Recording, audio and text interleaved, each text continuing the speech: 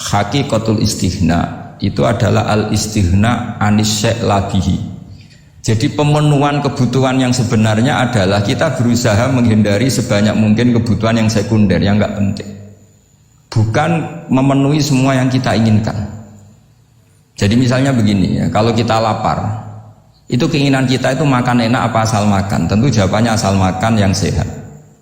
Tapi kalau nuruti nafsu kita, makannya yang enak, teman makan ya enak, terus di warung yang favorit. Ini kan satu kebodohan. Kenapa untuk makan saja butuh definisi sekian banyak? Yang kita harus kecewa, warung favoritnya bisa sudah tutup, atau kita ke sana harus macet, ribet. Yang benar-benar arif dan bijaksana itu adalah al-istighna anisya. Sesuatu yang tidak mendesak itu jangan jadikan kebutuhan. Sehingga kalau kita puasa misalnya, semua makanan itu enak karena kita sangat lapar. Sehingga Abdul Qasim Al-Junaidi ketika ditanya, ma'idamu to'am, lauk makanan itu apa? Jawabannya lucu, alju, lapar. Kalau kamu lapar ya semuanya enak. Ini sudah mulai hilang. Kita bilang makan enak itu ya sate, ya gulai, ya pizza yang kita senang. Akhirnya apa? Untuk nikmatnya Allah itu kita jadi ribet. Apalagi yang orang-orang fasik harus ditemani perempuan yang tidak halal misalnya, atau harus ada ajudan, ribet. Nah pertanyaannya, orang yang ribet sama yang gak ribet itu pinter mana? Pinter yang gak ribet. Nah ini kearifan-kearifan yang mulai hilang. Lalu siapa yang bisa mewarisi itu? Ya ulama. Jadi ulama itu cara berpikir sebenarnya simple. Makanya mereka sering kalau tahajud itu, di antara makalah Sayyidina Ali paling terkenal dan yang menjadikan beliau punya derajat yang luar biasa itu adalah kafani izzan an takuna li robban wa kafani fakhran an akuna laka abdan. Ya Allah, saya ini sudah begitu mulia, begitu terhormat dan sangat-sangat terhormat karena yang menjadi Tuhan itu Engkau. Jadi rumus pertama itu karena menjadi Tuhan itu Engkau. Hanya Tuhan yang abadi, Tuhan yang pertama, hanya Tuhan yang al-awwal. Coba ya Allah, kalau saya ini punya Tuhan Fir'aun, punya Tuhan mati jadi tontonan lagi, itu kerennya di mana coba? Andai kan kita punya Tuhan Fir'aun, atau punya Tuhan yang asal usulnya manusia, apapun hebatnya manusia itu, kita punya Tuhan manusia itu. Tuhan yang lapar, yang kalau nggak makan mungkin pingsan, mungkin bisa kena COVID, nanti Tuhannya diisolasi, kayak apa? Makanya ketika Tuhan Allah menyindir ketuhanan selain Allah itu, Allah hanya menyindir dengan kalimat sederhana, kana yakulanit to'am, yang kamu tuhankan itu masih makan. Hanya kalau nggak makan ya lemes. Jadi lama-lama ada orang gini, alhamdulillah tadi Tuhan mampir ke saya, kelihatannya lapar, setelah tak kasih makan sehat lagi. Susah nggak punya Tuhan yang seperti itu. Beda dengan Tuhan kita. Tuhan yang nggak butuh makan, nggak butuh minum, al-qayyum, zat yang berdiri sendiri tanpa butuh yang lain, al-awwal. Sebelum ada langit bumi sudah ada Tuhan kita yaitu Allah. Bandingkan dengan Tuhan-Tuhan yang dipertuhan yang lain, yang adanya setelah bumi, misalnya Fir'aun dan sebagainya. Sehingga Sayyidina Ali pertama jadi kebanggaan apa? Kafani izzan antakuna li robban. Saya ini keren betul karena punya Tuhan yaitu Engkau. Tuhan yang lahul asma'ul husna, Tuhan yang semuanya punya kebaikan, punya keabadian, punya keagungan. Terus wa kafani fakhron an akuna laka abdan, dan saya bangga sekali karena saya menjadi hambamu. Kalau saya jadi hambanya Pak Rektor ribet kan, sudah tak hormati ternyata nanti tidak rektor, ya kan ribet kan. Terus pokoknya ribet, jadi budaknya manusia itu ribet. Makanya ada seorang wali datang ke temannya yang jadi presiden atau jadi raja. Datang ke situ karena tidak punya uang, mau minta uang karena temannya raja. Setelah sampai sana ternyata temannya ini karena orang soleh pas berdoa, ya Allah saya minta ini, minta ini, minta ini. Terus si wali tadi pulang. Kenapa kamu pulang? Ternyata dia sama, masih minta-minta kayak saya. Jadi sederhana, sama-sama minta kamu, minta zat yang kamu mintain. Jadi dulu itu orang itu sebegitu dekat dengan Allah. Sehingga si raja ini terus ketemu wali tadi, tanya, kenapa kamu menyepelekan saya padahal sekarang saya raja? Terus ditanya sama wali tadi, karena temannya, kalau kamu di padang pasir tidak bisa minum dan harus minum 1 gelas dengan ongkos kamu harus mengasihkan semua kerajaan kamu demi minuman itu. Pilih mana, minuman apa tetap jadi raja? Ya saya milih bisa minum. Saya tidak raja tetap hidup, tapi kalau nggak minum mati. Bagaimana Anda bangga dengan satu kerajaan sing la yusawi kak samain, yang tidak sama dengan segelas air. Jadi artinya terus mereka melihat jadi raja itu ya biasa, jadi presiden biasa, jadi rektor biasa. Karena mereka biasa berlogika hakikatul izzah itu ya at-taqarrub ila Allah, yang benar-benar terhormat itu ya dekat dengan Allah. Begitu seterusnya mereka bikin paradok-paradok yang aneh, tapi itu menjadi pelajaran. Bapak saya Ki Nur Salim itu senang baca anekdot Nasiruddin Koja.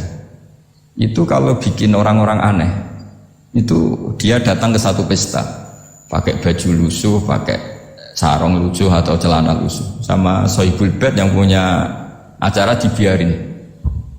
Setelah dibiarin dia pulang pakai jas, pakai dasi, pokoknya keren. Dihormatin, pakai alpat, pokoknya dihormatin. Silakan. Pas dia disuruh minum, minumannya itu disokkan saja ke sakunya. Jas, kamu harus minum yang banyak, karena kamu yang dihormati, bukan saya. Terus makanannya semuanya diletakkan di saku, ada yang apa, ayo kamu makan yang banyak. Alpatnya juga gitu, dikasih sate apa, ayo kamu makan yang banyak. Mereka tidak melihat saya, melihat kamu. Akhirnya orang satu pesta itu istighfar semua, berarti kita ini salah. Terus dia pidato, kenapa kamu mau gitu? Tadi saya datang, orangnya sama. Gara-gara beda pakaian, penghormatannya beda. Berarti yang berhak dapat makanan ini jasa ya, bukan saya. Betapa naifnya kita sebagai orang. Ternyata kita masih hormat sesuatu yang seperti itu, yang atribut. Jadi orang-orang sufi itu orang yang bisa menertawakan dunia. Akhirnya ya, pertama dia dianggap orang gila, masa jas dikasih makan, dikasih minum. Tapi secara fikih dia benar, haram dia makan. Karena pas dia datang dibiarin, setelah pakai jas dikasih makan. Berarti hakikat yang dapat rezeki siapa? Jasnya apa orangnya? Jasnya apa orangnya? Jasnya. Jadi itu orang-orang sufi, kearifan orang-orang dulu itu bisa ngelola hal-hal yang keseharian menjadi luar biasa. Ada seorang wali melihat istrinya makan 1 piring, anaknya makan 1 piring. Ditanya, kalian kenyang? Wah, kenyang sekali. Melihat anaknya minum kopi 1 cingkir, seneng. Kalian seneng sekali. Wah, kalau seneng dengan hal-hal yang murah bisa, ngapain harus seneng dengan hal-hal yang mewah? Bodoh sekali saya. Sehingga terus mereka bisa qanaah. Qanaah itu ya hidup itu simpel, sederhana. Jadi tentu saya tidak akan ngomong yang muluk-muluk, selain itu tidak bidang saya juga apa ya. Kita ini butuh obat di kondisi Covid seperti ini. Butuh kesederhanaan, butuh apa ya? Istighna tadi. Kita harus istighna billah an ghairillah. Jadi sudah cukup bahwa Allah ini segalanya. Sehingga tadi saya dengarin himnenya Unisula, yang paling saya kagum adalah dimulai dengan kalimat-kalimat thayyibah. Di antara tugas suci Nabi Ibrahim dan semua nabi adalah wa ja'alaha kalimatam baqiyatan fi aqibi. Nabi Ibrahim itu nabi yang diberi gelar Allah. Dia adalah nabi yang menjadikan kalimat tauhid itu kalimat yang abadi. Fi akibih, di anak turunnya, di semua generasinya, baik anak turun karena gen maupun karena pembinaan, karena pendidikan. Ini penting sekali saya utarakan karena apa? Satu kehidupan itu sebenarnya digerakkan oleh kata-kata, oleh muto kalau orang bahasa modern. Sehingga banyak ulama mengatakan al-ibarat kutun li'ailatil mustami'in, bahwa redaksi atau moto atau pegangan hidup itu penggerak kehidupan. Sehingga sebetulnya manusia itu digerakkan oleh kalimah-kalimah itu, oleh moto-moto itu, oleh prinsip-prinsip hidup itu. Misalnya orang Palestina itu tiap hari ke pasar gitu. Mereka ke laut gitu. Ditanya, kenapa tidak takut tembak Israel? Jawabannya lucu. Kena tembak ya mati, nggak makan ya mati, nggak kerja ya mati. Ya sudah, sama-sama mati ya mendingan aktivitas normal.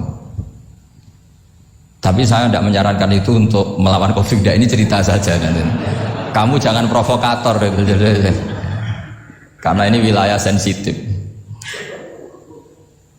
Jadi banyak orang yang poligami, kalau ditanya alasannya gitu, istri 1 ya cerewet, 2 ya cerewet, mendingan 4. Ya banyak ya gitu. Tapi ada yang kebalikan, istri satu cerewet saja hampir jantungan, apalagi 4, tinggal matinya kan gitu. Itu semua yang menggerakkan itu kalimat. Kalimat itu satu pegang.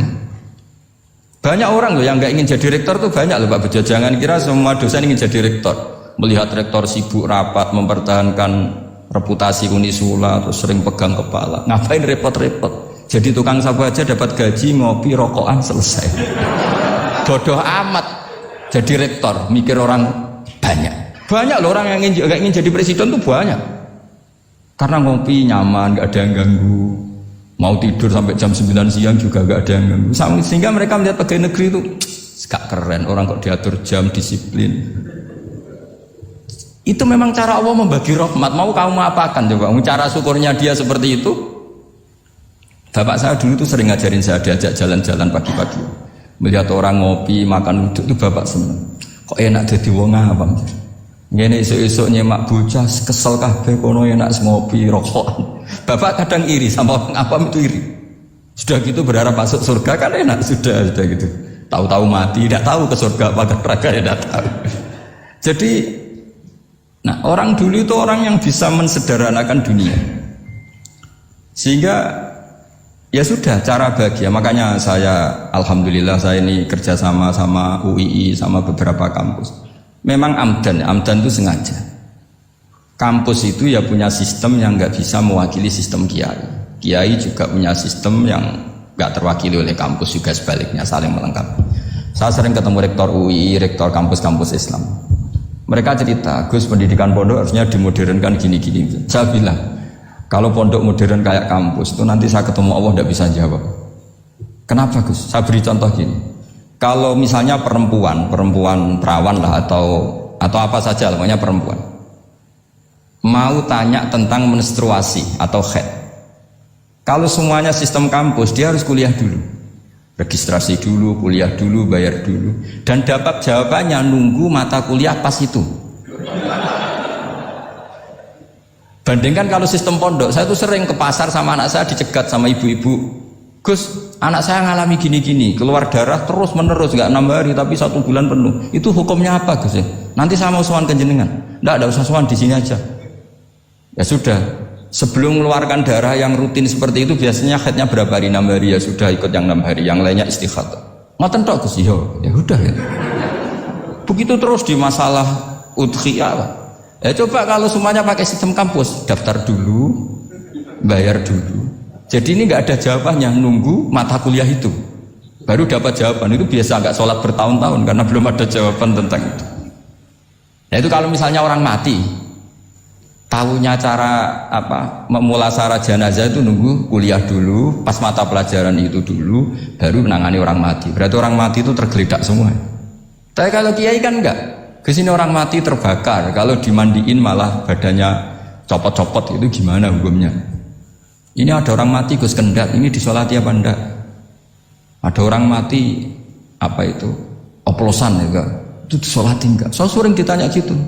Gak usah registrasi Pak Rektor, gak usah registrasi, gak usah daftar, gak usah seminar. Makanya kalau orang kampus wani kiai itu ya kualat tenan itu, karena ini yang onten. Tapi pondok seperti saya ya ikrar seikrar-ikrarnya. Pentingnya kampus karena melatih efisiensi waktu, disiplin, tata kelola manajemen, sehingga kita ya hormat. Tapi tadi kita harus saling melengkapi, sehingga saya tunjukkan ke publik bahwa saya hormat sekali sama polisi, sama tentara. Coba kita bisa apa ngadepi bandar narkoba kalau enggak polisi? Bisa apa coba menjaga NKRI kalau enggak tentara? Itu juga ya sudahlah, kita memang fa inna yadallahi ma'al jamaah, kita berkah itu kalau bersama-sama, tidak bisa kita sendiri. Nah lalu orang kayak saya itu ya beberapa kali sebetulnya saya itu ditawanin jadi dokter honoris causa apa. Kekhawatiran saya satu Pak Bejo, takut pas gak punya uang. Itu dokter gak ada duit kan gak pantas gitu. Jadi repot gitu, daripada beban lah sudah lah, gak usah dokter. Jadi kalau gak punya uang ya pantas, terus kalau ngebis ya pantas. Suatu saat kalau mati gak ada yang hadir ya pantas, enggak dokter gitu. Kalau sudah dokter kok masuk neraka, dokter kok masuk neraka, kayaknya apalagi rektor kampus Islam kok masuk neraka itu kan Kok kayak agak pas itu. Misalnya rektor Unisiola ditanya Munkar Nakir, nggak bisa kan kayak gimana itu. Makanya harus sering ngaji saya supaya agak malu di depan Munkar Nakir. Masa rektor ditanya Munkar Nakir nggak bisa. Harus berani bentak. Ini saya rektor loh Pak Munkar Nakir. Masa kalau wali-wali dulu berani. Masyhur di cerita wali-wali ditanya Marabbuka manabuka. Saya ini guru tauhid. Kok kamu tanya Marabbuka manabuka yang ngotok?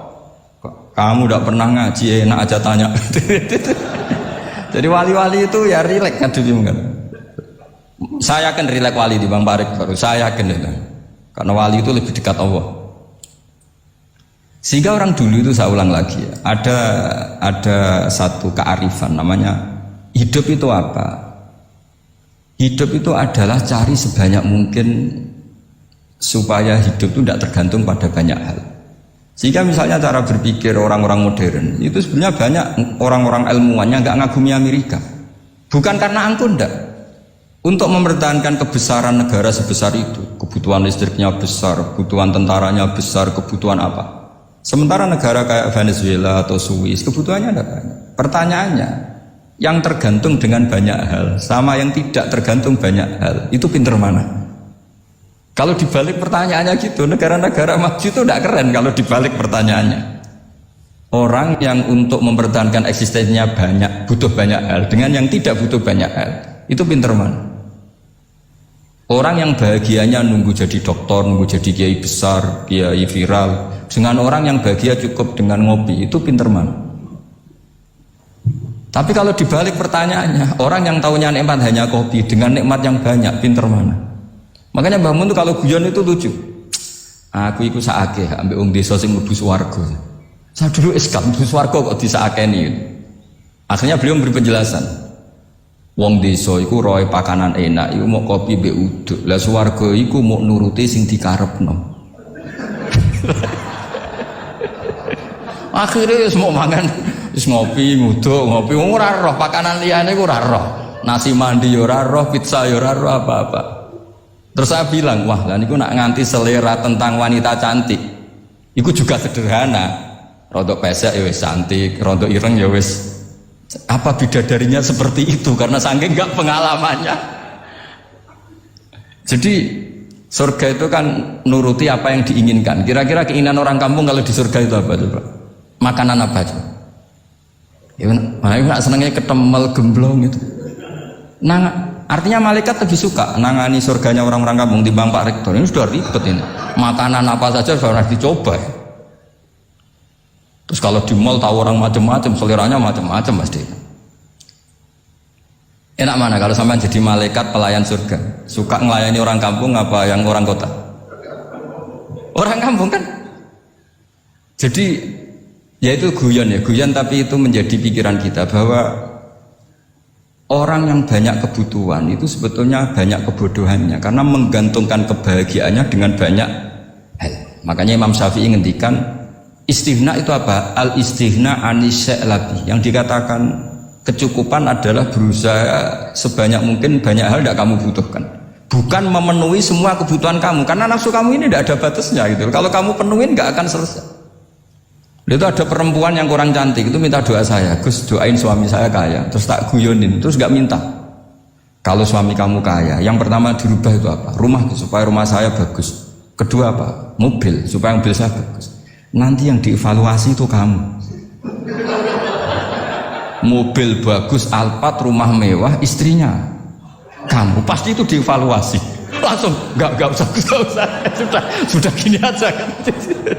Jadi pertama yang dievaluasi itu kaya itu coba kalau suami kaya itu yang dievaluasi pertama rumah ya, rumah ganti. Setelah itu apa? Mobil. Kira-kira berikutnya akhirnya sudah nggak jadi. Nabi Ibrahim itu pernah minta umur panjang, keren umur panjang. Sama Allah nggak dijawab. Datang orang tua gitu mertamu ke Nabi Ibrahim, terus disuguhi dikasih kurma. Apa itu? Kok kurma apa? Anggur yang sudah matang sekali, sudah dimakan. Setelah dimakan meler keluar lagi, dimakan lagi meler lagi. Terus Nabi Ibrahim masuk lagi ke kamar. Ya Allah, doanya tak cancel. Nanti kalau saya tua kayak itu. Jadi Allah itu nggak jawab langsung tapi ngirimkan itu. Akhirnya ya Allah nggak jadi. Nanti takut itu. Saya pernah ngalami jadi kiai tadi, ada ibu-ibu ya kurang ya nggak pati cantik lah. Suaminya tuh miskin sekali. Minta doa saya supaya kaya. Bareng tak kasih pertimbangan itu udah nggak usah nggak jadi. Jadi itu kearifan. Tapi kearifan ini harus kita tanamkan. Saya nggak bisa membayangkan Indonesia yang besar ini andai kan tidak ada qanaah, nerimo ing pantun. Coba sekarang ada Covid. Andai kan Indonesia itu kayak Perancis. Saya beberapa kali punya tamu orang yang hidup lama di Perancis, bahkan dapat istri orang Perancis. Itu dulu nggak begitu mencintai Indonesia. Tapi setelah di Perancis 2 tahun, wah Indonesia hebat. Di Perancis itu kata dia kalau cerita, semua kebutuhan masyarakat itu dibebankan ke negara. Apa saja minta negara, apa saja nyoal negara. Sementara Indonesia, coba kalau Indonesia mengalami seperti ini kok tidak ada qanaah, rimo ing pantun, bisa kios Indonesia. Orang miskin nyalahkan negara, kelaparan nyalahkan negara, apa saja. Tapi barokahnya dididik kiai jogeman nyalahno wong liya. Urip pun romo ing pandum, diame. Sampai gak ngerti kalau Covid. Banyak tuh orang-orang kampung, orang lugu-lugu. Mbah niki saking Covid, ya salam ning Covid, muga-muga umure panjang. Dikira Covid itu nama orang yang ahli sosial itu. Mbah niki dana saking Covid. Matur nuwun sampeno salamku, muga-muga umur panjang. Bingung kan yang nganterin ini. Ini gimana yang mau menjelaskan ini? Memang nggak paham. Ribet kan? Tapi saya pastikan bahwa dengan keadaan seperti ini kita bahagia, kita stabil, itu jelas barokahnya kalimat tadi, moto tadi atau pegangan hidup tadi. Makanya disebut al-ibarat qutun li'ailatil mustami'in, bahwa redaksi atau kata-kata atau pegangan atau filosofi hidup apalah namanya itu adalah penyemangat. Karena kata-kata ini memang luar biasa. Ketika sahabat perang demi kebenaran, zaman itu ya pasti benar karena yang dibela Nabi. Dulu itu kan enak zaman Nabi, yang dibela mesti benarnya, musuhnya mesti salahnya. Sehingga dulu itu memang harus tegas. Kalau sekarang mau tegas gimana? Yang kamu bela tidak mesti benar, musuhnya tidak mesti salah. Ribet kan kalau misalnya saya tukaran sama Pak Rektor, kamu mau bela mana kan bingung. Saya tidak mesti benar, saya tidak Nabi. Pak Rektor apalagi tidak mesti benar lagi kan? Ribet kan? Jadi kalau kita mau perang sekarang itu mau pede gimana? Enggak. Makanya banyak ulama sekarang itu mau tegas tuh enggak berani karena ya banyak hal yang abu-abu lah wilayahnya. Misalnya pilihan presiden atau pilihan bupati, pilihan menteri. Kamu mati-matian bela itu. Yang kamu bela tidak mesti benar, musuh kamu tidak mesti salah. Misalnya pilihan bupati, wah ini kabupaten ini baik kalau bupatinya ini, yang satu bilang ini, terus tim suksesnya kamu tanya, kamu yakin? Ya tidak juga. Lah kenapa semangat? Kan saya botohnya, paling alasannya ya itu aja, bukan yang lain. Beda dengan zaman Nabi, nabinya mesti benar, Abu Jahalnya mesti salah, kan enak aturan mainnya jelas. Singkat cerita dalam perang itu banyak sahabat yang ngalami luka, ngalami apa gitu. Kemudian curhat ke Nabi, ya Nabi gara-gara derekkan jenengan, ngikuti jenengan saya harus ngalami seperti ini. Ngiranya orang itu diapresiasi sama Allah keluarnya. Ternyata sama Allah nggak diapresiasi. Malah diturunkan ayat intakunu ta'lamuna fa innahum ya'lamuna kama ta'lamun wa tarjuna minallah malah yarju. Kalau kamu sakit karena perang, orang-orang kafir itu ya sakit. Itu saja berani padahal demi kekafiran. Wa tarjuna minallah ma la yarjun, padahal kamu punya nilai lebih yaitu berharap kepada Allah yang mereka tidak punya. Saya jadi kiai itu ya kadang mangkel. Karena yang benci ya benci, yang seneng itu ngel-ngel loh kayak Pak Bejo. Jadi semuanya ribet. Nah iya, yang benci ya ganggu, yang seneng ya ganggu, tambah nemen. Seribet. Tapi kalau sudah ingat bandar narkoba, mereka berhadapan dengan polisi, kadang ditembak karena kesalahannya terlalu fatal. Antar persaingan mereka juga bisa tembak-tembakan karena merebut pasar narkoba. Itu saja mereka berani. Kok kita yang jadi kiai kadang dicium tangannya, dihormati gak berani, hanya takut apa ya, musibah-musibah kecil lah, atau problem-problem kecil. Lah iya, kalau kita bandingannya gitu. Kalau kamu mau tahajud kedinginan, itu masih nanti dihisab Allah itu gitu. Maling ayam itu keluar malam-malam, hanya dapat ayam. Itu gak takut dingin. Ya gak takut digebuki masa. Kamu mau tahajud aja takut dingin. Makanya nanti hisabnya orang soleh itu nanti dijajarkan orang dolim. Terus diperbandingkan. Wah itu habis kamu kalau itu. Jadi misalnya Unisola mau rapat, tapi ini malam, kalau malam dingin nanti sama masuk angin. Anak-anak pang di perapatan aja berani kamu. Kalau sudah perbandingannya gitu tuh ribet kita nanti. Makanya itu kalimat itu moto atau filosofi hidup. Sehingga diulang lagi nasihat itu. Iyam saskum korhun faqadu masal qoma korhum mislu.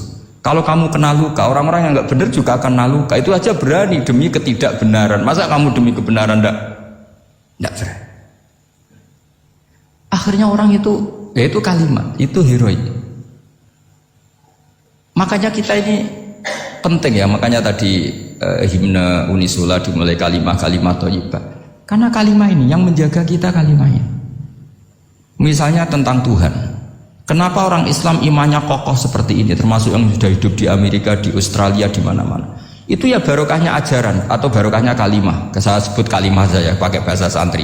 Karena la ilaha illallah itu dalam tradisi santri disebut kalimatu haqqin alaiha nahya wa alaiha namut wa alaiha nub'ats. Ada yang riwayat wa biya nub'ats insyaallah taala minal aminin. Kenapa mereka di mana-mana meskipun sekolah di Amerika, di Australia, bahkan di Uni Soviet tetap mukmin? Itu barokahnya ajaran yang benar. Allah itu siapa? Tuhan. Tuhan itu sifat dasarnya apa? Awal. Dia harus wujud awal sebelum makhluk yang lain. Sehingga ketika ada negara yang maju, yang tertib, manajemennya tertib, masyarakatnya makmur, tapi punya Tuhan yang tidak seperti itu, tidak awal, itu sudah gak nyaman. Karena ndaklah keren Tuhan saya, karena Tuhan saya itu al-awwal, zat yang pertama. Tuhan saya keren lah, zat yang gak mati, Tuhan yang gak mati, yang gak pernah mengalami kematian. Sehingga tontonan atau yang dilihat kenikmatan-kenikmatan yang lain ini tidak mengubah dia pendirian tentang Tuhan, karena mantapnya satu kalimat tadi bahwa Tuhan itu ya harus satu, harus awal, harus tidak mati, tidak rusak, tidak mengalami apa-apa yang membahayakan. Sehingga ketika ditawarin Tuhan yang lain meskipun menjanjikan secara finansial atau kemakmuran, mereka gak tertarik. Itu coba, itu barokahnya makmur apa barokahnya ajaran? Barokahnya ajaran. Sering negara Islam itu kalah makmur dengan mereka, tapi barokahnya ajaran ini tetap apa? Tetap Islam. Makanya Nabi Ibrahim, Nabi yang sukses bikin wa ja'alaha kalimatam baqiyatan fi aqibi. Sehingga kita ini bekti sama orang tua misalnya, itu ya karena ajaran. Suwargamu itu karek wong tuamu. Nak wong tuamu ridho, Allah ridho. Nak ora ridho, Allah ora ridho. Ridho wa fi ridhol walidain wa sakhatu wa sukhtu wa fi sakhatil. Sehingga ketika ada orang tua yang agak brengsek gitu, anak-anak tetap hormat. Punya orang tua yang miskin, yang sudah miskin, tukang tombok nomor, banyak kan di kampung gitu. Ya tetap hormat. Coba kalau dari awal kita ngajari orang tua kamu hormati ya, kalau baik, kalau tidak usah. Bisa geger Indonesia. Tapi barokahnya ajaran-ajaran itu Indonesia tertib karena ada ajaran. Nah ini di sini pesantren dan Unisula semua harus berkontribusi membuat ajaran yang benar itu adalah ciri utama Islam. Sehingga Islam ini dimulai dengan ajaran kalimatu haqqin alaiha nahya wa alaiha namut. Sehingga kita tenang seperti ini. Saya ini termasuk kiai yang tenang. Meskipun kata orang banyak saya ini kiai besar, tapi termasuk kiai yang paling tenang. Termasuk yang paling tenang. Karena saya ini pakai mazhab orang-orang hebat. Saya berkali-kali cerita, orang kayak Imam Syafi'i itu orang yang luar biasa. Saya berkali-kali cerita, orang yang tadi nyium tangan kamu ya Imam Syafi'i, di belakang tuh ngerasani kamu, menghujat kamu. Jawabannya enak saja. Berarti saya alhamdulillah orang yang wibawa. Buktinya di depan saya nggak berani. Jadi enteng saja. Diceritain sebagian kampung, sebagian separuh dari warga kamu itu nggak suka kamu. Ya bagus lah nggak suka saya, nggak akan utang duit saya. Di mana-mana orang utang itu karena teman dekat. Kalau gak seneng pasti minimal gak utang, gak pinjem mobil, gak pinjem apa. Berkah mana yang seneng sama yang gedeng? Jadi dianggap enteng saja. Semua yang dialamin dianggap enteng saja. Misalnya punya istri pemarah, ya baguslah marahin suami. Kalau marahin tonggo malah ribet. Jadi kamu harus terima kasih kalau dimarahin istri. Baguslah marahin saya mah, kalau marahin tonggo ribet. Jadi enteng saja. Tapi kita sekarang tuh karena nafsu ya, sehingga menghadapi hidup ini ribet. Ulama dulu kalau mau mati itu senengnya bukan main. Sudah lama saya ini ingin gak maksiat. Kayaknya gak maksiat paling efektif itu mati. Ya tidak apa-apa Gusti, kalau sebaiknya mati ya mati aja. Enteng saja. Jadi melihat kematian itu akhir dari segala keburukan atau potensi keburukan. Apapun baik kita sekarang, suatu saat mungkin kita nggak baik. Yang bisa menghentikan ketidakbaikan atau potensi ketidakbaikan itu apa coba? Mati kan? Berarti mati itu mengerikan apa menyenangkan? Mesti kamu tidak berani menjawab. Meskipun secara ilmu kamu berani, tapi secara rasa agak berani kan? Saya ulang lagi ya, yang bisa menghentikan keburukan atau potensi keburukan itu apa coba? Apa? Kematian. Berarti kematian itu menyenangkan atau menyusahkan? Apapun kamu tidak berani jawab karena kamu agak-agak duniawi itu kelihatannya. Tapi secara ilmu kamu tahu kan kalau mati itu tidak buruk-buruk banget. Karena apa? Itu akhir dari segala keburukan. Sehingga Nabi ngajarkan kalimat itu begitu luar biasa. Allahumma ahyini maka natil hayatu khairan li wa tawaffani maka natil wafatu khairan li. Nabi melihat dunia itu begitu indah. Ya Allah, kalau saya ini hidup, anggap saja hidup ini ziyadatan li fi kulli khairin, menjadi modal saya menambah segala kebaikan. Jika suatu saat saya mati, anggap mawon rohatan li min kulli syarrin, itu akhir dari segala keburukan saya. Sehingga mati hidup ya baik karena di situ kita bisa berkontribusi beramal soleh. Mati juga baik karena mengakhiri segala keburukan. Nabi nate ngendikan lagi, ajaban li amril mu'mini inna amrahu kullahu khair. Orang mukmin itu mengagumkan, semuanya baik. In asobathu na'ma syakara fakana khairan lah. Kalau baru dapat nikmat dia syukur, maka itu baik. Wa in asobatu dorrok sobar, kalau dapat masalah mereka sabar, itu juga baik. Sehingga orang mukmin dua sisinya pasti baik. Itu juga kalimat, maksudnya moto atau pegangan hidup. Nah berikut ini saya beri contoh, ini kenangan saya, ini contoh terakhir. Masalah jadi orang terkenal maupun tidak. Di sini dicontohkan Imam Ghazali di halaman 367 di kitab saya 367. Juznya 3 di kitab Ihya Ulumuddin. Di sini beliau cerita betapa untuk menjaga ikhlas sebaiknya orang itu tidak terkenal, tidak syuhrah, tidak terkenal. Oke, itu kita sepakat ya, karena kalau terkenal mungkin orang dipaksa publik dengan tanda kutip untuk selalu berbuat baik, tapi karena jaim lah, jaga image atau apa. Tapi ketika dibalik pertanyaannya, kamu rela yang terkenal itu orang nggak benar, sementara yang orang benar itu nggak terkenal. Lalu masyarakat taunya yang tidak benar. Kalau pertanyaannya dibalik gitu, orang baik wajib terkenal enggak? Kalau pertanyaannya dibalik seperti itu, dokter yang benar tidak terkenal, yang malpraktek terkenal. Kamu ingin kondisi seperti itu? Nggak ingin kan? Kampus yang bagus nggak terkenal, kampus yang bagus nggak terkenal, yang nggak bagus. Nah, artinya apa? Gara-gara olah kata, olah pikiran, ini logika jadi rubah. Lagi-lagi apa? Jawaban itu ada di kata-kata sebetulnya. Makanya bab-bab seperti ini tidak usahlah kita berdebat, berpolemik. Sebaiknya orang itu humul, menutup diri, apa sebaiknya orang terkenal, itu nggak perlu seperti itu. Sudah terserah Tuhan saja. Makanya saya mulai dulu ngaji sampai sekarang itu ya tidak punya ikon tertentu atau punya website tertentu, enggak. Sudah terserah pangeran, sudah. Saya juga tidak sok suci materialistik atau enggak, ya enggak mikir saya.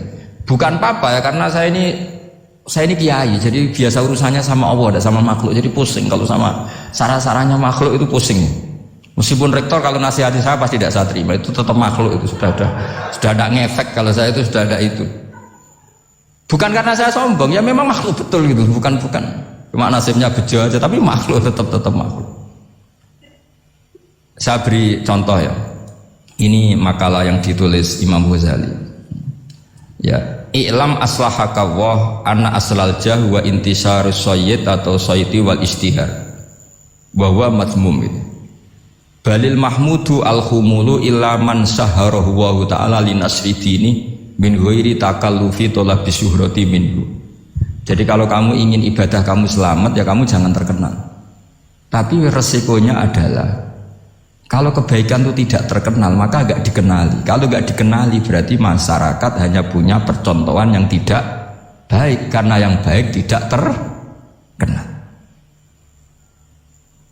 Jadi itulah ulama-ulama dulu. Jadi apa-apa itu dibanding-bandingkan. Kemudian nanti kelihatan jawabannya itu kelihatan.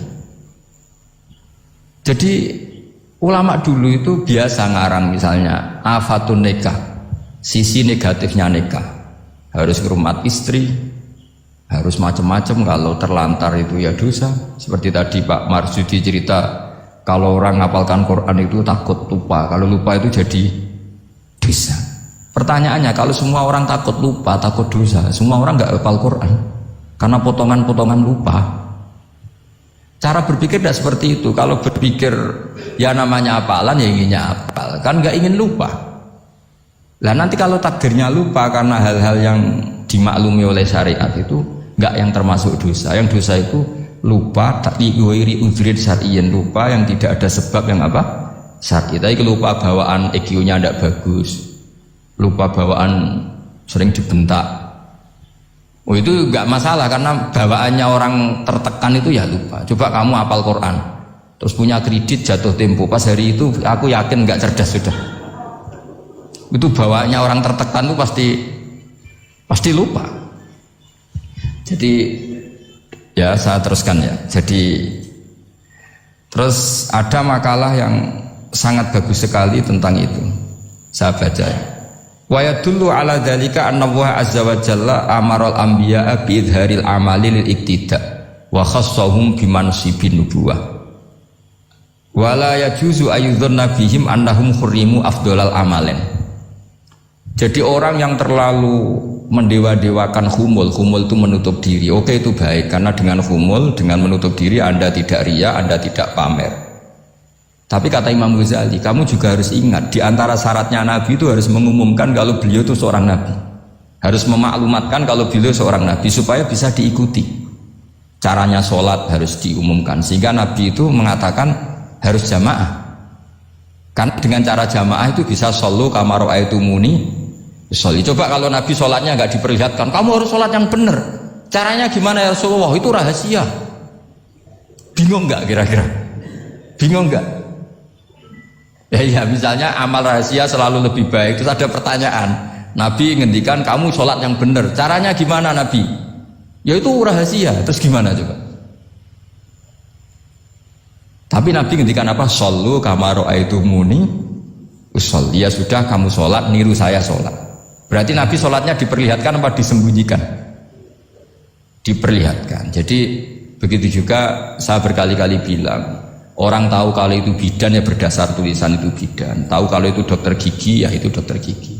Jangan sampai gara-gara tidak ada tulisan mau beli alat bangunan di dokter gigi, mau periksa gigi di toko bangunan. Gara-gara apa? Nggak ada maklumat. Ya, di sini ulama-ulama selalu memaklumatkan dirinya. Termasuk Imam Ghazali ketika ngarang kitab dinamai Ihya Ulumuddin, bahwa kitab ini bisa menghidupkan ilmu-ilmu agama yang mulai hilang. Begitu seterusnya. Jadi ini ngaji ya. Jadi orang itu harus ngerti. Jadi jangan nuruti emosi sendiri atau logika sendiri. Bahwa saya suka humul, ya monggo, agama Islam menyediakan sarana itu. Uzlah itu ya punya sisi kebaikannya sendiri. Tapi syuhrah terkenal asal tidak nuruti nafsu juga punya sisi kebaikannya sendiri. Setidaknya umat ini punya satu master kebaikan yang mudah diakses. Tapi tadi saya ulang lagi, jangan karena hadun nafsi, jangan karena kepentingan pribadi. Makanya di sini disebutkan wa yadullu ala dzalika ay ala syuhrah anna wa ta'ala amaral anbiya bi dzaril amal lil iktida. Allah selalu memerintahkan para nabi kalau ngamal kebaikan ya harus dimunculkan supaya bisa ditiru. Yaitu tadi kita tidak bisa bayangkan kan kalau misalnya Nabi menyuruh kamu harus sholat yang benar, kemudian sholatnya Nabi sembunyi. Kalau ditanya, Nabi saya niru siapa? Wah itu rahasia, kamu nggak boleh lihat sholat saya saat takut tidak ikhlas. Ribet kan? Sehingga jamaah itu statusnya tetap harus. Nah bedanya harus ini ulama berpendapat harus yang apa? Fardu kifayah. Tapi fardu itu maknanya harus. Tapi bukan berarti kalau nggak jamaah sholatnya nggak sah, nggak. Tapi statusnya jamaah tetap apa? Harus. Nah barokahnya harus ini orang yang baru sholat, sholatnya langsung benar karena ada yang diikutin. Coba kalau mantan dukun baru sholat terus sholat sendiri, itu mesti mirip mantra. Karena dia tidak ada master percontohannya. Tapi barokahnya ada master, orang paling bodoh pun kalau sholat ya benar, karena standar ada komandonya, ada imamnya. Sehingga Imam Ahmad malah berpikir keras, syarat sahnya sholat itu harus jamaah. Cara pikirannya Imam Ahmad keras sekali beliau. Jika kalau orang sholat sendiri kok ada orang lain yang maunya berjamaah harus bayar, orang itu harus bayar demi sahnya sholat. Itu madzhabnya Imam Ahmad. Tapi kalau madzhab Syafi'i hanya mengatakan itu fardu kifayah, yang kalau satu komunitas gak mau melakukan semuanya apa? Dosa.